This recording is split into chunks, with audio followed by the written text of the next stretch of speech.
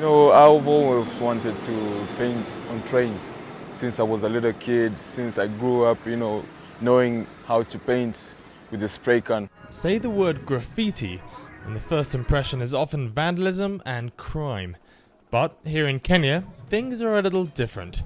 Meet Bankslave, a world-renowned local graffiti artist who's using his skills to promote peace in next week's national elections.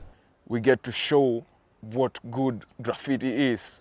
Really, something that is substantial, that can speak to the people rather than be an eyesore. We're using art, us as using art to speak to the people. It just enables them realize that, there are other ways to fight this. You don't have to kill your neighbor. Bankslave grew up in one of the poorest areas in Nairobi, an informal settlement called Kibera. It's here where some of the worst violence during the 2007-2008 Kenyan elections took place, in which over 1,000 people died and many more were displaced.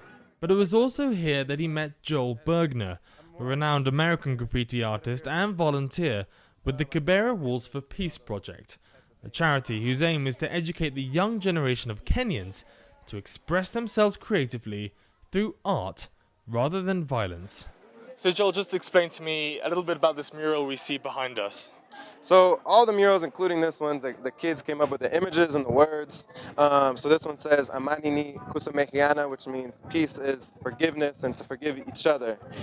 So that's a very important message in this time of the election where everyone's very nervous about the violence that happened last time, and hopefully it will not happen this time. One of the biggest projects has been dubbed the Graffiti Train, a collaboration between Rift Valley Railways and the charity to turn everyday Kenyan commuter trains into moving works of art promoting peace.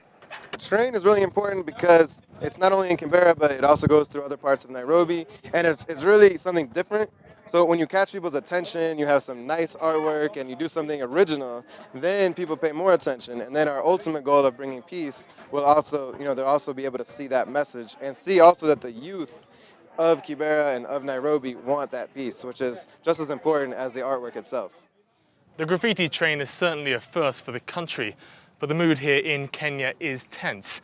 And with the national vote merely days away, the question remains, will this message of peace have any real effect? Tom Walsh, Arise News, Nairobi, Kenya.